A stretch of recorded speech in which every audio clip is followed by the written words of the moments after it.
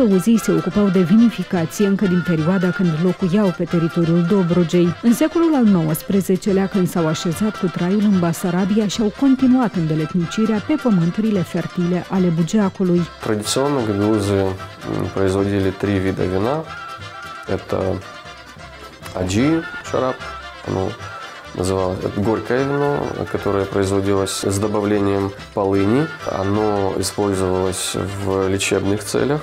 Было вино, которое готовили хозяева для себя, и готовилось обрядовое вино, которое было качественное, которое производилось из сока первой выжимки.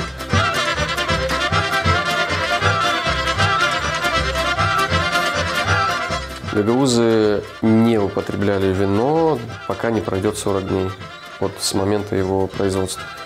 Я знаю, что у молдаван принято употреблять такое вино, называется оно тулбурел. У нас традиционно это не было принято, и если хозяин нарушал это правило, то он stалкивался с осуждением. Astăzi, un vin cu tradiții poate fi găsit în crâșmele din autonomia găgăuză. De exemplu, Vasile Rusev a transformat casa părintească din Ceadărlunga într-o adevărată atracție turistică, respectând obiceiurile transmise din generație în generație.